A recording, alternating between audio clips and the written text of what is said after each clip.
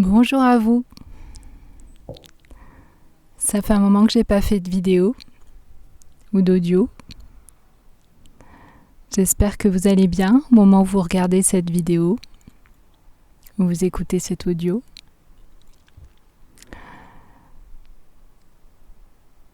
Et aujourd'hui, j'avais envie de parler des rêves qu'on a dans sa vie. Et de pourquoi ils sont là, le sens, l'importance, la présence de ces rêves, de ces souhaits.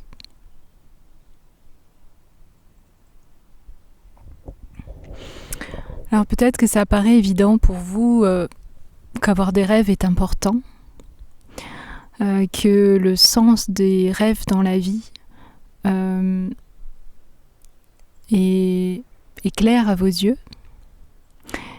Mais moi, j'ai été amenée à me poser cette question-là depuis quelque temps. À quoi servent les rêves ? Et je vais vous expliquer pourquoi j'en suis venue à me poser cette question. J'ai pu observer que certains rêves, parfois, sont très difficiles à atteindre, demandent des efforts renouvelés. Parfois même ne se réalisent pas, malgré les efforts qui ont pu être faits.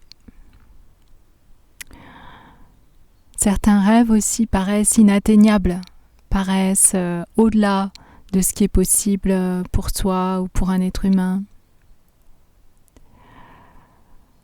Donc ces observations-là m'ont fait me demander, mais finalement, pourquoi avoir des rêves si c'est pour qu'ils ne soient pas atteignables, pas réalisable, dans certains cas, en tous les cas, bien sûr. Donc ça, c'est la première chose qui m'a fait me poser cette question de l'utilité, de l'importance des rêves, de pourquoi ça fait partie, on va dire, du kit de qui nous sommes. Parce que je crois profondément que rien dans ce que nous sommes n'est inutile. Aucune partie du corps n'est inutile, aucune partie de notre être n'est inutile. Donc si nous avons des rêves, c'est bien qu'il y a une fonction à ces rêves, c'est bien qu'il y a une utilité, qu'il y a une raison d'être à ces rêves. L'autre chose qui m'a fait me questionner sur le sens des rêves, la raison d'être des rêves que nous pouvons avoir, c'est le cheminement, l'évolution qui se vit en moi depuis la réception de cet enseignement sur la plénitude. J'en ai peut-être pas encore beaucoup parlé en vidéo, j'en ai parlé autour de moi, mais j'en ai pas encore forcément beaucoup parlé sur cette chaîne. Donc depuis quelques mois, j'ai reçu un enseignement sur le thème de la plénitude en écriture canalisée, en écriture automatique. Et c'est sûr que ça a transformé un certain nombre de choses en moi, dans ma vision de la vie, dans ma façon de la vivre, dans ma façon de relationner avec la vie. Cet enseignement, je le partage actuellement dans des méditations guidées de plénitude à la salle, dans le Gard.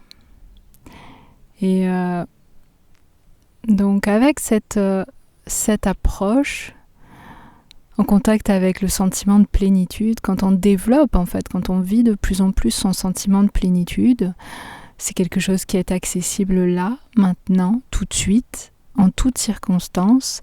Et donc l'enseignement reçu permet de retrouver le contact avec cette plénitude, le ressenti de la plénitude dans les différentes circonstances du quotidien. Donc quand cette plénitude est vécue et ressentie, d'une certaine façon, il n'y a plus de quête, il n'y a plus de besoin, il n'y a plus de nécessité de réaliser ceci ou cela, d'obtenir ceci ou cela, de réussir ceci ou cela.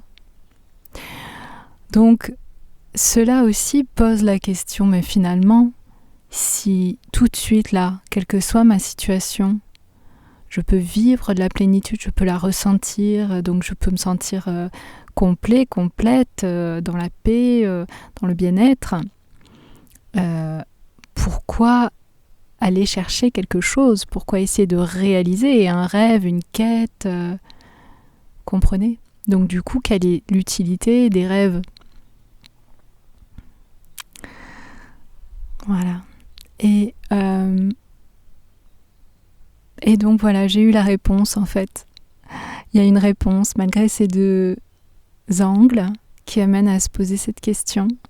Il y a une réponse qui m'est venue qui explique l'utilité, l'importance des rêves que nous avons. En tous les cas, c'est mon angle, c'est la réponse qui m'est venue. En fait, les rêves que nous avons ne sont pas forcément là pour que nous réalisions quelque chose dans la matière. Bien sûr, il peut y avoir cet effet-là, cet effet secondaire, j'ai envie de dire, d'obtenir des effets dans la matière, des changements dans la matière, des changements extérieurs. Mais le véritable enjeu, l'enjeu profond, n'est pas celui-ci.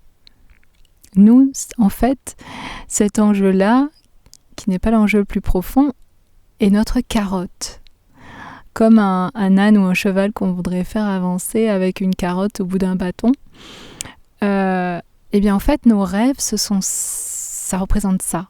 Ça joue ce rôle-là pour nous. En fait, nos rêves sont nos carottes. C'est-à-dire que on pense courir après telle obtention, telle réussite, etc. Donc ça, c'est la carotte, c'est le rêve. Mais en réalité, il y a un enjeu beaucoup plus profond qui est caché, beaucoup plus subtil, qui est que en allant vers la réalisation de tel ou tel rêve, on va avoir la nécessité de se transformer, d'évoluer, de grandir, de voir plus grand, d'oser plus, de se retrouver dans des situations inconnues, etc. En fait, c'est ça l'importance et l'intérêt du rêve. C'est que le rêve nous amène quelque part à nous transcender, à nous dépasser, à nous surpasser, à nous redécouvrir et à exprimer tout le temps une vision, une version aussi agrandie de nous-mêmes. Le rêve nous amène à voir large, à voir loin. Et à nous demander quelles sont les transformations nécessaires, les ressources que j'ai en moi, les zones cachées, les ressources cachées aussi que j'ai besoin de mettre en œuvre ou de découvrir ou d'amplifier pour aller vers la réalisation de ce rêve. Voilà, donc les rêves en fait sont un appel à la transcendance. Un appel au dépassement de soi,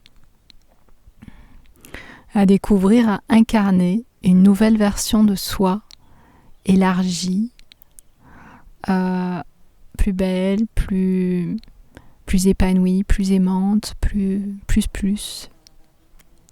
Voilà.